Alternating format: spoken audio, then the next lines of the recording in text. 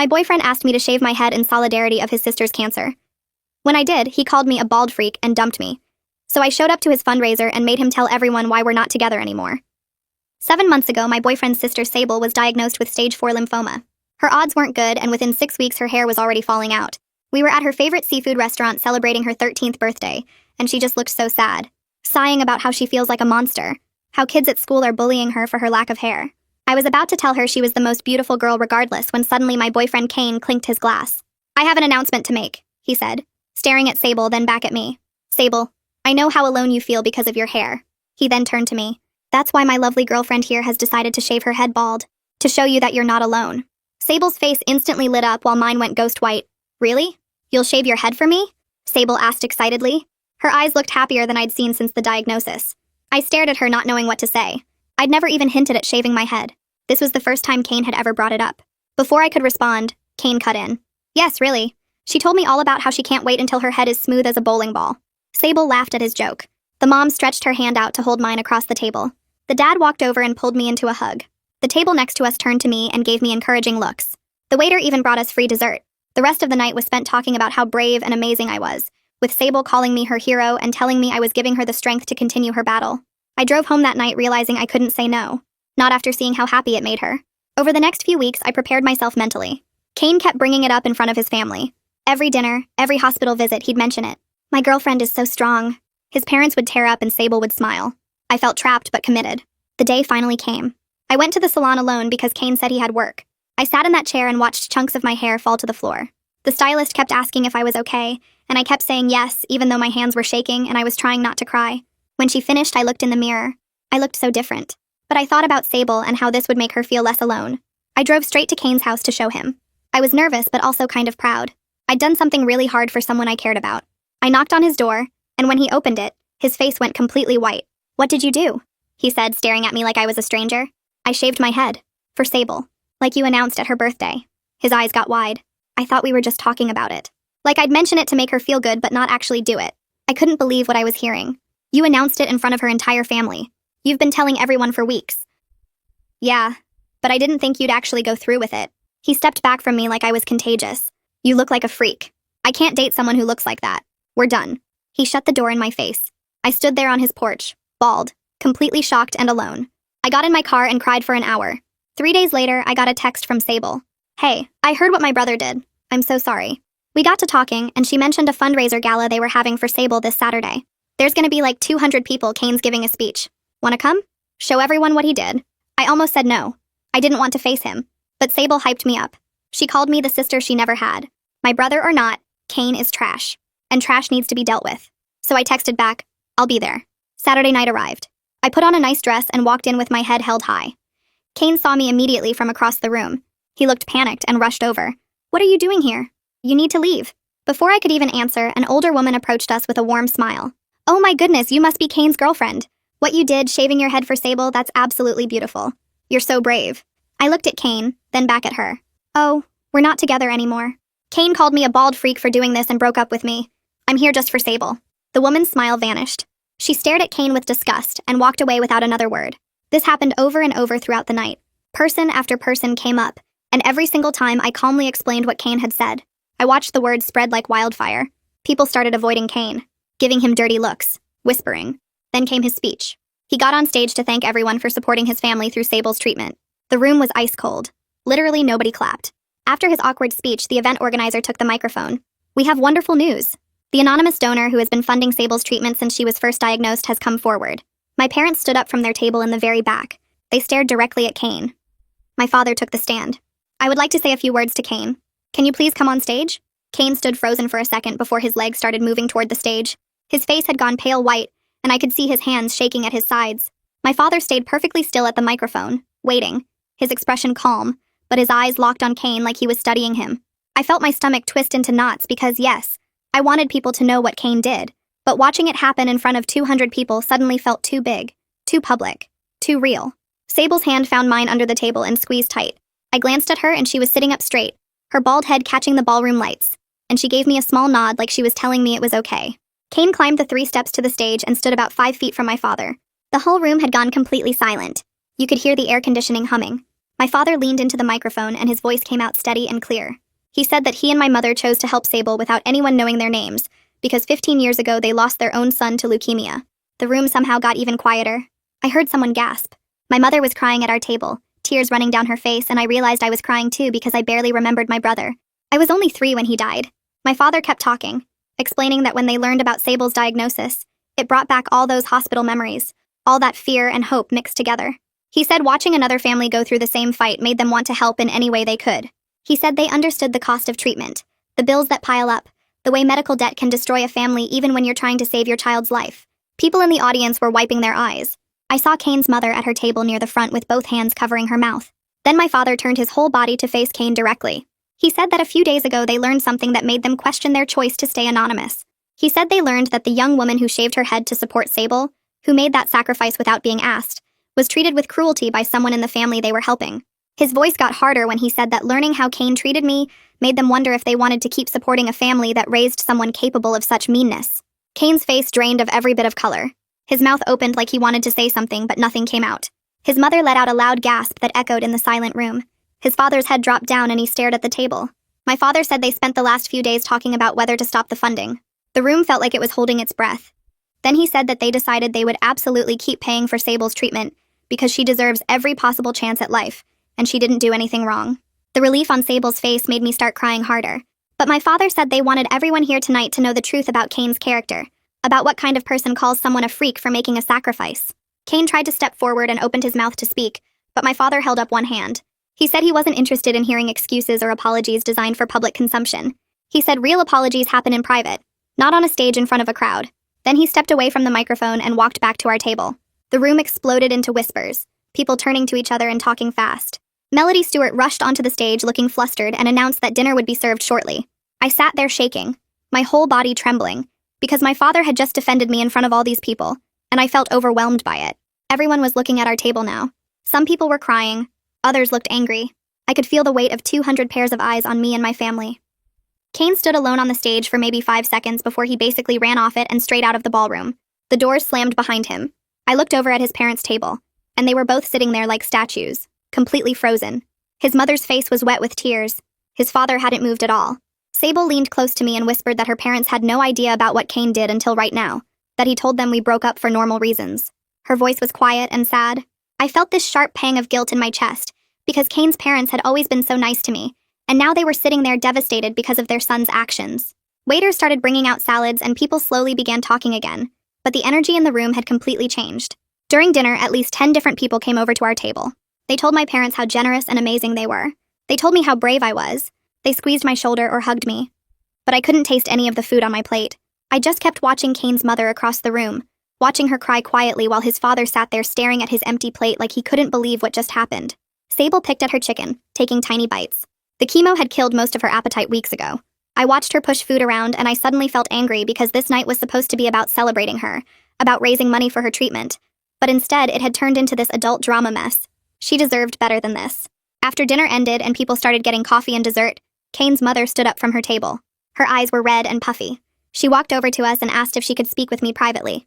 My mother looked at me and nodded, giving me this encouraging smile. So I followed Kane's mother to a quiet corner of the ballroom near the windows, where you could see the city lights outside. She immediately started apologizing, the words tumbling out fast. She said she had no idea Kane treated me that way. She said if she had known, she would have made him apologize immediately. Her hands were shaking. She explained that Kane told them we broke up because I wanted different things in life, that I was focusing on the school, and he was focusing on his career, and we just grew apart. That's what he said.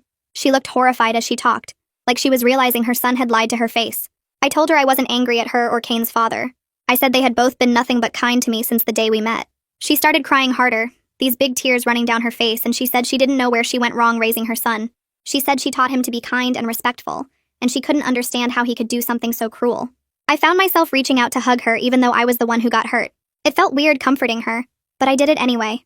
Standing there holding Kane's mother while she cried, I realized this whole situation wasn't just good people versus bad people like I wanted it to be. It was more complicated than that. Good parents can raise kids who make terrible choices. People who love each other can still hurt each other badly. She pulled back and wiped her eyes and told me that no matter what happens with Kane, no matter if he ever fixes himself or not, I would always be welcome in their home. She said Sable loves me like a sister, and that means I'm family now. She squeezed my hands and said, Family doesn't end just because a relationship does. I walked back to our table feeling weird and heavy. Sable looked up at me with those big eyes and asked if I was okay. I sat down and told her honestly that I felt strange about everything. I said I wanted Kane exposed, but now that it happened, I just felt tired. Like really tired in a way that had nothing to do with sleep. She nodded and said she got it. She told me that sometimes getting what you want doesn't feel the way you thought it would. We sat there quiet for a minute and I realized this 13-year-old kid understood things better than most adults I knew. The gala started wrapping up early. You could feel the awkward energy in the room, like everyone wanted to leave, but didn't know how to do it politely. People walked past Kane's family table and gave them these looks that were half sorry and half judging. His mother kept her head down. His father just stared at nothing. Groups of people whispered near the exit. I watched them leave in clusters, glancing back at us. My parents came over and said it was time to go. We walked to the car in silence. The drive home felt long, even though it was only 15 minutes. My father kept looking at me in the rearview mirror. Finally, he said he was sorry if he went too far tonight. I told him I was grateful even though my brain was still trying to process everything that happened. My mother reached back and squeezed my hand. They dropped me off at my apartment and I went inside alone. I changed into pajamas and got into bed, but I couldn't sleep. My mind kept replaying the whole night. Kane's face when my father called him on stage. His mother crying. The room going silent during his speech. People avoiding him like he had something they could catch. I kept wondering if I did the right thing by going to the gala. If exposing him publicly was the right move, or if I should have just stayed away. My phone buzzed on my nightstand around midnight. It was a text from Sable that said, "Thank you for being real with me always." I stared at those words for a long time. Whatever else happened tonight, my friendship with her was real. That was worth protecting. I texted her back with a heart emoji and finally fell asleep around 2 in the morning. I woke up the next morning to my phone going crazy. 17 missed calls, dozens of texts. My heart started racing before I even looked at what they said. I opened my messages and saw links to a video. Someone had recorded my father's speech at the gala and posted it online. The video was already spreading fast. Hundreds of comments, thousands of views. People were talking about Kane's cruelty and my parents being generous and how awful the whole situation was. I felt sick. My private pain was now public entertainment. Strangers were commenting on my bald head and calling Kane names and praising my parents. It felt wrong even though they were on my side. I called Sable right away. She answered on the first ring and said her phone had been blowing up too. Kids from the school were messaging her about the video. She sounded tired. Really tired in a way that scared me because she needed to save her energy for treatment. I felt guilty that this drama was adding stress to her life when she already had enough to deal with. She told me not to worry about her, but I could hear in her voice that she was overwhelmed. We talked for a few minutes and then she said she needed to rest. I hung up and sat on my couch staring at my phone. The video kept getting more views, more comments, more shares. My doorbell rang around 10. It was my mother holding 2 cups of coffee. She came in and sat next to me on the couch. She took my phone and started reading the comments out loud. Some were supportive, saying I was brave and Kane was trash. Others called me an attention seeker who planned the whole thing for views. Those comments hurt, even though I knew they weren't true. My mother gently took my phone away after a few minutes. She reminded me that strangers' opinions don't matter. She said what matters is that I stood up for myself, that I didn't let Kane get away with treating me badly. I leaned against her shoulder and felt like a little kid again. 3 days went by. The video kept spreading, but I stopped checking it. I went to work and came home and tried to pretend everything was normal. Then on Thursday afternoon, someone knocked on my apartment door. I looked through the peephole and saw Kane standing there. He looked terrible. Dark circles under his eyes. Messy hair. Wrinkled shirt like he slept in it. I opened the door but didn't let him in. He immediately started talking fast, saying he was sorry, and he never meant for things to go this far. I stood in the doorway with my arms crossed. I told him his apologies meant nothing because he only cared now that he was facing social consequences. He tried to interrupt, but I kept talking. I said he had plenty of time to apologize after he dumped me, but he didn't. He only showed up now because everyone knew what he did. He looked down at his feet and admitted he panicked when I actually shaved my head. He said he thought I would back out at the last minute. That when he saw me bald, it made him realize how serious everything with Sable was. I felt anger rise up in my chest. I told him that was the most selfish thing I ever heard. That he used my sacrifice as a way to avoid dealing with his own fear about his sister being sick. He started crying right there on my doorstep, big tears running down his face. He said he knew he was a coward, that he hated himself for hurting me. But watching him cry, I felt nothing. These tears were about his guilt, not about my pain. I took a deep breath and told him I forgave him. Not because he deserved it, but because holding on to anger was too exhausting. But I also told him that forgiveness doesn't mean I want him in my life. He nodded and wiped his face and walked away. I closed the door and locked it. I called Sable right after he left. She picked up and I told her about Kane showing up. She made this annoyed sound and said he had been moping around their house acting like the victim. She sounded frustrated with her brother. I reminded her she didn't have to choose sides, that my relationship with her was separate from whatever mess existed with Kane. She said she knew, but it was hard watching him feel sorry for himself when he caused all of this. We talked for a while about other stuff. School and her treatment schedule and this new show she was watching. Normal things that had nothing to do with drama or videos or public fights. When we hung up, I felt better. lighter somehow. Like maybe things would be okay eventually. 2 weeks passed and I started feeling normal again. My phone rang on a Tuesday afternoon while I was making lunch. The caller ID showed a number I didn't recognize. I answered and heard a woman introduce herself as Caroline Schwartz from the hospital social work department. She said Sable had requested that I be added to her approved visitor list for treatment appointments. I felt something warm spread through my chest hearing that Sable wanted me there during her chemo sessions. I told Caroline yes immediately without even thinking about it. This friendship with Sable had become something I couldn't imagine losing. After we hung up, I sat on my couch staring at my phone thinking about how weird life was. 3 months ago, I was dating Kane and barely knew his sister. Now he was gone and Sable felt like the most important person in my world. The following Thursday, I drove to the hospital for Sable's chemo appointment. I found her room on the 3rd floor and knocked softly before walking in. Sable sat in a big reclining chair with tubes connected to a port in her chest. She looked tired, but her face brightened when she saw me. I pulled up a plastic chair next to her and asked how she was feeling. She shrugged and said the medicine made her sleepy and nauseous, but it was bearable. We started talking about normal stuff, like the new album her favorite band just released and this book series she was reading about dragons. Kane's mother sat in the corner working on her laptop and she smiled at me when I came in. She got up after a while and offered to get us both drinks from the cafeteria. I said yes to coffee and Sable asked for apple juice. While her mom was gone, Sable told me about the kids at the school who were being nicer to her now. Some of them had seen the video from the gala and suddenly everyone wanted to be supportive. She rolled her eyes saying she wished people had been kind before her family drama went viral. I understood what she meant. People love a good story, but they forget real people are living it. The door opened and Dr. Boyer walked in carrying a tablet. He was younger than I expected with dark hair and glasses. He greeted Sable warmly and asked about her energy levels and appetite. She answered his questions while he typed notes on his tablet. Then he said something that made the whole room feel different. Her recent scans showed the tumors were responding to treatment. His voice was careful when he said it, like he didn't want to promise too much too soon. But Sable's whole face changed. Her eyes got wide and she looked at her mom who had just walked back in with our drinks. Kane's mother put her hand over her mouth and tears started running down her face. I reached over and squeezed Sable's hand. She squeezed back hard. Dr. Boyer explained that this was good news, but they needed to continue the current treatment plan. Sable nodded, but I could tell she wasn't really listening anymore. She was just happy. Actually happy. Not pretending or trying to stay positive. Real happiness that something was finally working. After the appointment ended, I offered to drive Sable home since her mom looked exhausted. Kane's mother thanked me and said she'd follow us in her car. Sable and I walked to my car in the parking garage. She moved slower than usual and I matched her pace. Once we were on the road, she asked me if my hair growing back felt weird. I glanced at my reflection in the rearview mirror. Short, fuzzy stubble covered my scalp now. I told her honestly that I wasn't in a rush for it to grow back. Being bald taught me something about not connecting my worth to how I looked. Sable was quiet for a minute. Then she said that was the kind of lesson she wished she could learn without cancer forcing it on her. I didn't know what to say to that. She was right. Nobody should have to get sick to figure out what matters. We drove the rest of the way listening to music and not talking. That night, I stood in my bathroom looking at myself in the mirror. Tiny hairs poked up from my scalp like grass starting to grow. I ran my hand over them, feeling the soft texture. The whole experience had changed me in ways I was still figuring out. I picked up my phone and took a selfie.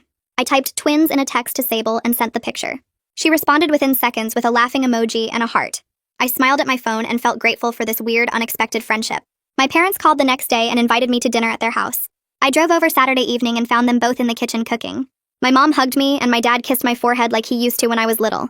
We sat down to eat, and after a few minutes of small talk, my father said they wanted to explain something. He told me about my brother who died when I was 3 years old. I knew I had a brother who passed away, but my parents never talked about him much. My mom got up and brought back a photo album. She opened it to pictures of a little boy with a bald head and a big smile. She said his name was Michael and he had leukemia. I stared at the photos, seeing a kid who looked like me around the eyes. My dad explained that watching Michael go through treatment was the hardest thing they ever experienced. When he died, they didn't think they'd survive the grief. Learning about Sable's diagnosis brought everything back. They chose to help anonymously because they wanted to honor Michael's memory by giving another kid a fighting chance. My mother's voice shook when she said that helping Sable felt like a way to make Michael's suffering mean something. She said that every child who survives cancer carries forward the memory of kids like Michael who didn't make it. I started crying listening to them talk about my brother I barely remembered. My dad reached across the table and held my hand. He said that when I shaved my head for Sable, it reminded him of Michael's bravery. That's why seeing Kane treat me that way made him so angry. I understood now why my parents reacted so strongly at the gala. This wasn't just about me and Kane. It connected to their deepest pain and their greatest loss. I felt linked to my family's history in a way I never had before. We spent the rest of dinner looking at photos of Michael and sharing stories. My parents told me about his favorite toys and the jokes he used to make even when he felt terrible. I left their house that night feeling like I finally knew my whole family.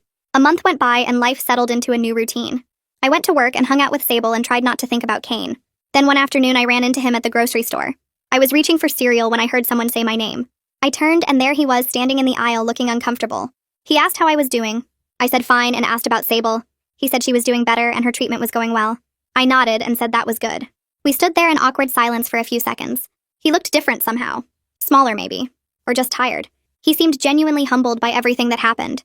But I didn't trust that his change was real or permanent. People don't transform overnight just because they face consequences. I told him I needed to finish shopping and he said okay. We both walked away in opposite directions. Later that day, my phone buzzed with a text from Sable. She said Kane asked her if I hated him. She told him that hate requires caring and I had simply moved on. I laughed out loud reading that. I texted back saying she was wise beyond her 13 years. She responded that cancer either makes you bitter or makes you real, and she was choosing real. I loved how direct she was. No sugarcoating or pretending. Just honest truth about how she saw the world. The following week, I started volunteering at the hospital's Cancer Support Center. I filled out paperwork and went through orientation. They assigned me to help coordinate activities for young patients going through treatment. My first day, I helped set up an art room where kids could paint and draw. A mom approached me while I was organizing supplies. She thanked me for volunteering and said her daughter was terrified about losing her hair. Seeing me working there with my shaved head growing back gave her kid hope. I felt something click into place hearing that. This whole experience could actually help other people. I could turn what happened to me into something useful. Over the next few weeks, several parents told me similar things. They said their kids felt less alone knowing someone who looked like them was there. It felt good to matter in that way. To take my pain and make it count for something bigger than just my own story. During my next shift, I was organizing craft supplies in the activity room when a girl around 15 walked in with her mom. The girl wore a beanie pulled low and kept her eyes down. Her mom whispered something to me about her daughter just starting to lose hair from chemo. I walked over and introduced myself, and the girl looked up briefly before staring at the floor again. I pulled off my own beanie, showing my growing stubble. Her eyes widened. I sat down next to her and pulled out my phone, scrolling to pictures from the gala. I showed her the photo of me and Sable together, both of us bald and smiling. I told her about shaving my head and how scared I felt at first. The girl asked if kids stared at me. I said yes, but I learned that the people who mattered didn't care about hair. Her mom started crying quietly in the corner. The girl touched my head gently, feeling the short fuzz growing back. She asked if it hurt when it fell out. I told her the physical part was easy compared to the emotional part, but she'd get through it. We spent an hour talking about school and friends and normal teenage stuff. When she left, she hugged me tight and said she felt less alone. I watched her walk out with her shoulders a little straighter. 2 weeks later, Sable texted me that she had a scan appointment and asked if I could come. I met her family at the hospital and we sat in the waiting room while Sable got her imaging done. Kane's mother held her husband's hand, and I could see them both trying to stay calm. Sable came out 40 minutes later looking tired. We waited another hour for Dr. Boyer to review the results. When he finally called us into his office, I felt my stomach tighten. He pulled up the scans on his computer screen and started pointing at different areas. He said the tumors had shrunk even more than last time. He used words like significant improvement and positive response. Kane's mother grabbed my hand and squeezed it hard. The doctor said if this progress continued, they might be able to reduce the intensity of Sable's treatment in a few months. Sable started crying and her dad pulled her into a hug. We all sat there processing the news, afraid to get too excited but unable to hide our relief. Dr. Boyer reminded us that Sable still had a long road ahead, but this was definitely good news. On the way out of the hospital, Kane's mother called me while I was walking to my car. She invited me to dinner that Saturday to celebrate Sable's results. Saturday came and I drove to their house feeling nervous about seeing Kane again. I knocked on the door and Sable answered, immediately pulling me into a hug. She dragged me inside and I saw Kane standing in the kitchen looking uncomfortable. He gave me a small nod and I nodded back. Sable grabbed my hand and pulled me to the dining table, making me sit in the chair next to hers. Kane's mother brought out food, and his father opened a bottle of sparkling cider. The dinner was surprisingly normal. Everyone focused on Sable's good news and what it meant for her treatment plan. Kane's mother talked about maybe planning a small trip once Sable was strong enough. Sable mentioned wanting to try out for the school musical next year. Her father joked about her becoming a famous singer. Kane stayed quiet most of the meal but didn't create any drama. I found myself relaxing and actually enjoying the evening. Sable kept making jokes and her parents laughed more than I'd seen them laugh in months. The food was good and the conversation stayed light. Nobody brought up the gala or the breakup or any of the painful stuff from before. After we finished eating, Kane's father asked if he could talk to me privately. We walked out to the back porch and stood there looking at their yard. He thanked me for continuing to show up for Sable even after everything that happened with Kane. He said watching me be there for his daughter taught him something about real character. He told me he'd been thinking a lot about how he raised his kids and wondering where he went wrong with Kane. I started to say something, but he held up his hand. He said he wasn't making excuses for his son's behavior. He just wanted me to know that he saw what I did, and he was grateful. He apologized for not raising Kane to be a better man. I told him that Kane made his own choices, and that wasn't his father's fault. He looked at me with sad eyes and said, "Parents always wonder what they could have done differently." We stood there in silence for a minute before going back inside. Sable was showing her mother something on her phone, and they were both laughing. I drove home that night thinking about how weird and complicated families are.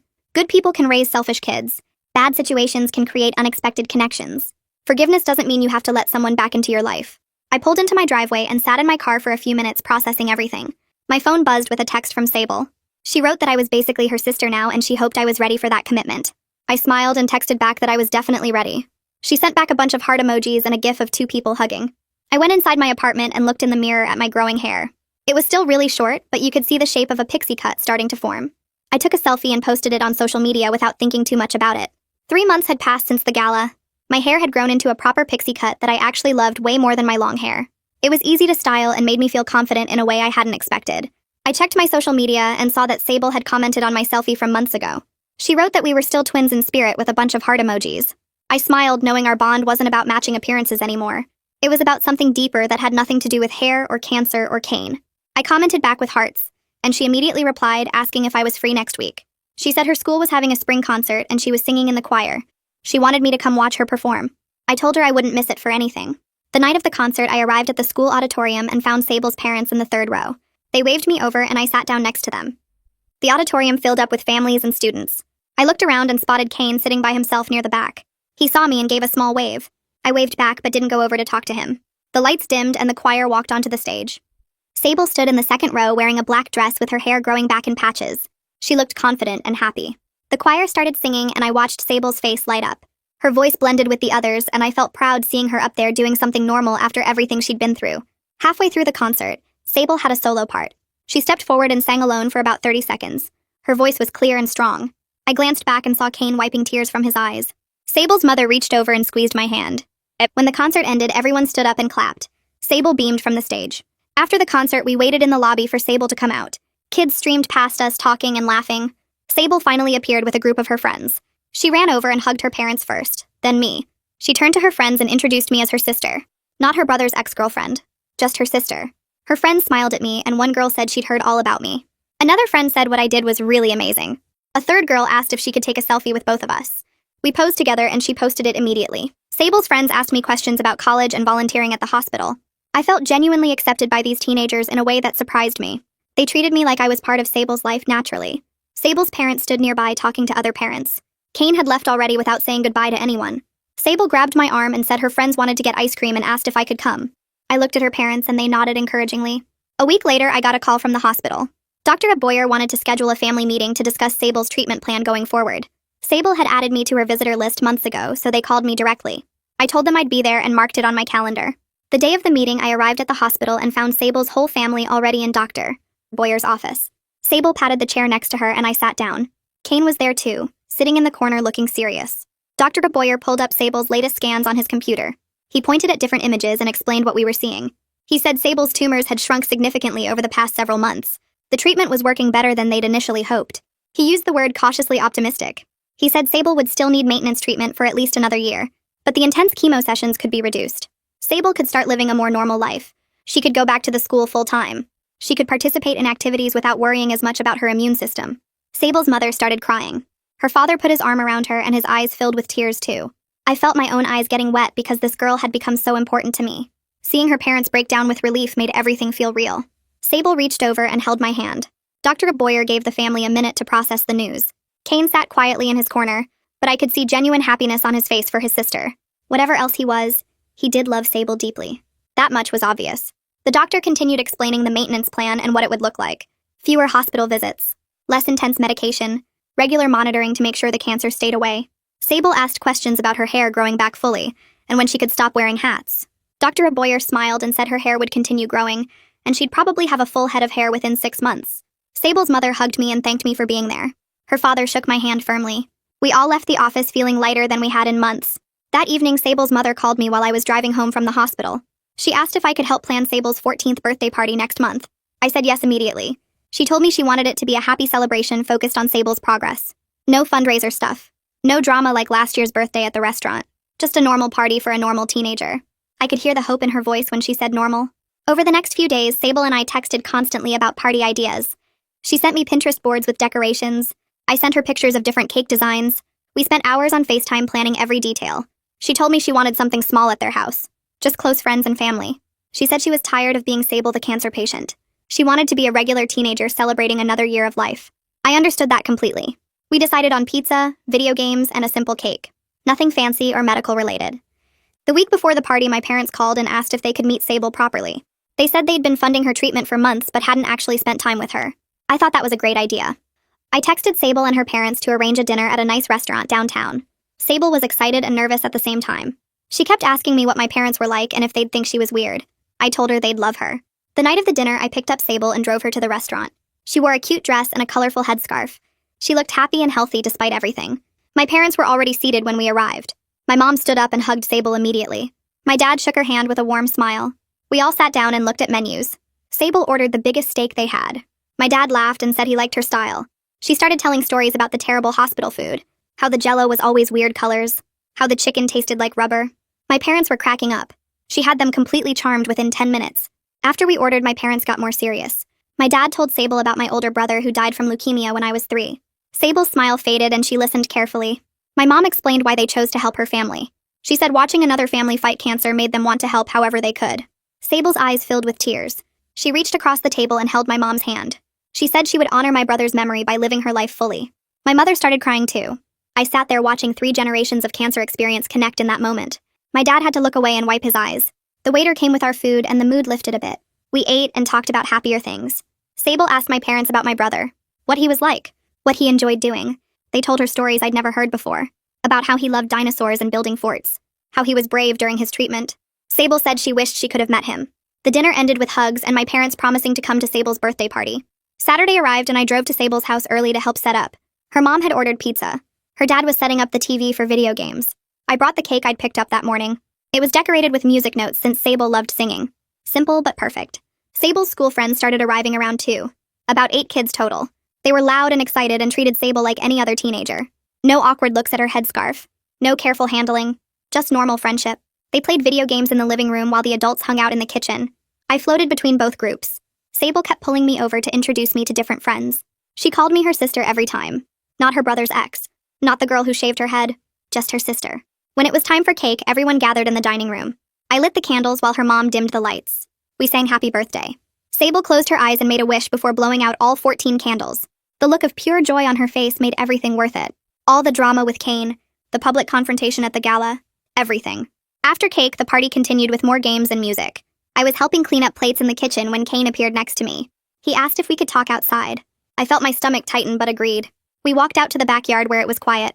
He told me he'd been in therapy for the past few months, working on understanding why he reacted the way he did when I shaved my head. He said his therapist helped him see that he used cruelty to push away his fear about losing Sable, that seeing me bald made everything too real. I listened without interrupting. He said he was learning to deal with his emotions in healthier ways. I told him I appreciated that he was working on himself, that therapy was a good thing, but I wasn't interested in rebuilding any kind of relationship beyond being cordial for Sable's sake. He nodded slowly. He said he understood, that he didn't deserve my forgiveness, but wanted me to know he was genuinely trying to be better. I told him being better was something he should do for himself and his family, not for me. We walked back inside and the party continued. A week after the party, I was at work when Sable's mom called. Her voice was shaking. She said Sable had a high fever and they were taking her to the emergency room. I told my boss I had to leave and drove straight to the hospital. I found the whole family in the waiting room. Kane's dad was pacing. His mom sat with her head in her hands. Kane stood against the wall looking pale. I sat down next to Sable's mom and she grabbed my hand. She said they were running tests to figure out what was causing the fever, that with Sable's compromised immune system, any infection could be dangerous. We waited for 2 hours. Finally, Dr. Boyer came out and said it was a common infection, easily treated with antibiotics. Nothing to panic about. Everyone exhaled with relief. Sable's dad put his arm around his wife, but Dr. Boyer reminded us that Sable's fight wasn't over, that these scares would probably happen again, that we needed to stay alert but not live in constant fear. They moved Sable to a regular room and said she'd need to stay overnight for monitoring. I followed the family upstairs. Sable was already asleep when we got there. The antibiotics and stress had worn her out. I sat in the chair next to her bed. Kane's mother came in with 2 cups of coffee from the cafeteria. She handed me one and sat in the other chair. She said having me in Sable's life gave her daughter someone to look up to. Someone who wasn't defined by being a patient or a family member. She said I brought normalcy that Sable desperately needed. I didn't know what to say, so I just thanked her. We sat there drinking coffee and watching Sable sleep. About an hour later, Sable's eyes opened. She looked around confused for a second, then saw us. She made a joke about how she couldn't even get a regular fever without everyone freaking out. I laughed at her dark humor. She said having cancer taught her to appreciate boring normal days, that she couldn't wait until her life was boring again. I told her boring sounded pretty good to me too. The next morning, Dr. Boyer came in with Sable's discharge papers and said she could go home as long as she took her antibiotics and rested. Sable's mom asked if they should cancel their beach house rental and the doctor shook his head. He said getting away as a family would be good for everyone once Sable built her strength back up. Sable's face lit up, and she turned to me asking if I could come too. Her parents looked at each other, and her dad smiled, saying I was part of the family now. I felt something warm spread through my chest hearing those words. A month later, I drove down to the beach house with a bag full of sunscreen and books. The house sat right on the sand with big windows facing the ocean. Sable ran out to greet me even though her mom yelled at her to slow down. We spent that first afternoon building a sandcastle that kept getting destroyed by waves. Kane was there, but he mostly stayed on the porch reading or helping his dad with the grill. I noticed he brought Sable her medication without being asked, and he actually listened when she talked about her day. He wasn't the same person who slammed a door in my face. On the third evening, Sable and I walked along the water while the sun turned everything orange and pink. She told me she wanted to become a doctor who works with cancer patients.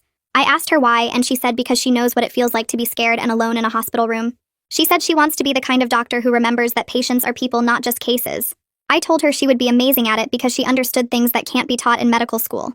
She kicked at the foam from a wave and said she hoped she lived long enough to make it happen. I grabbed her hand and told her she would. The last night we had a bonfire on the beach, and Sable's dad stood up with his beer. He said this year had been the hardest of their lives, but they weren't alone. He talked about my parents paying for treatment and about my friendship with Sable.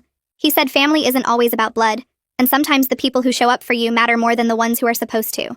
I felt tears on my cheeks, and Sable leaned against my shoulder. When I got back home, I had 2 weeks before my senior year started. I sat in my advisor's office and told her I wanted to change my major to social work, with a focus on medical family support. She asked what made me interested in that field, and I told her about Sable, about watching a family navigate the worst thing that could happen to them. She smiled and printed out the paperwork. Sable started 8th grade the same week with soft patches of hair growing back in. She sent me selfies every single day with captions like, "Hair update, still looking like a baby bird," and "My head is fuzzy like a peach." I sent her pictures of my pixie cut growing out, and we made plans for a hair party once we both had long hair again. 4 months after the gala, my parents hosted a dinner party and invited Sable's family. I helped my mom set the table and watched through the window as both families arrived. My dad and Sable's dad stood in the backyard talking for over an hour. Later, Sable's dad told mine that the anonymous support didn't just save Sable's life, but kept their whole family from falling apart. My mom reached over and squeezed his hand. During dinner, Kane asked if he could talk to me privately. We went out to the front porch and he told me he got a job offer in another city. He said he thought the distance would be good for everyone. I agreed and told him I hoped he became the person he was trying to be. He nodded and said he hoped so too. Then he went back inside and I stood there for a minute looking at the stars. 2 weeks later, Sable's mom called me crying. I thought something was wrong, but she was crying happy tears. Sable's 6-month scans showed the tumors had shrunk even more. Dr. Boyer said if this kept up, she would be in remission within a year. I drove over to their house and Sable threw her arms around me. Her hair was growing back curly when it used to be straight, and mine was doing the same thing. We laughed about how we both literally became different people. The following week, I went with Sable to what might be her last intensive chemo treatment. We sat in the treatment room with matching short hair and took a selfie together. She posted it with the caption, "My person," and tagged me. I stared at that photo for a long time after she posted it. This friendship that started from such a painful situation had become one of the most important relationships in my life. Sable reached over and held my hand while the medication dripped into her port. She said she was glad Kane was an idiot because otherwise we never would have become friends. I laughed and told her that was the only good thing he ever did for either of us. 2 months later, my parents called me to their house and told me they were starting a scholarship fund in my brother's name to help families dealing with childhood cancer costs. They wanted Sable to be part of the first award ceremony and asked if I would help coordinate it.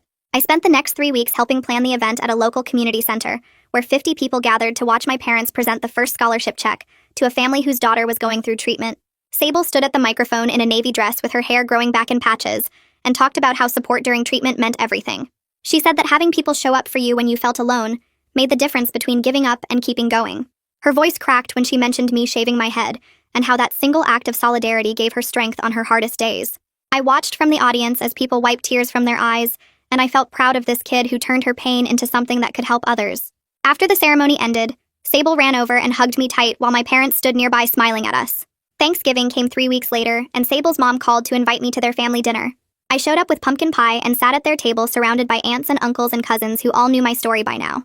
Kane's empty chair sat in the corner of the dining room, and nobody mentioned him until Sable's dad said quietly that Kane had moved to another city for work, and the distance felt healthy for everyone. Sable's mom reached over and squeezed my hand during grace, and I realized these people had become my chosen family, in a way that felt more real than some blood relationships. We ate turkey and stuffing and laughed at Sable's terrible jokes, and I felt genuinely happy sitting there. Early December arrived cold and gray, and I drove to the hospital for what Dr. Boyer said would be Sable's final intensive chemo treatment. I brought cupcakes and walked into the treatment room where Sable sat in the big chair with her port already accessed. The nurses gathered around when Dr. Boyer came in and explained that Sable would continue maintenance treatment for several more months, But the worst of it was behind her. Sable's face lit up with relief and hope, and she grabbed my hand while her parents cried happy tears in the corner.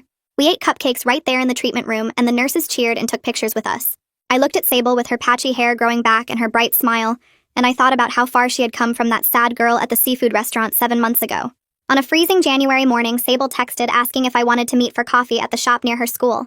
I walked in and saw her sitting at a corner table with a knit hat covering her head, and when she pulled it off, I noticed her hair growing back curly and wild when it used to hang straight. I touched my own head where my pixie cut had grown into soft curls that surprised me every time I looked in the mirror. We both started laughing about how we literally became different people through this whole thing. Sable stirred her hot chocolate and said that even though cancer sucked, she was grateful it brought us together. I looked at this brave, funny, wise teenager who called me her sister, and I realized that sometimes the worst situations create the most beautiful connections. My shaved head was not a sacrifice at all, but the beginning of finding my real family.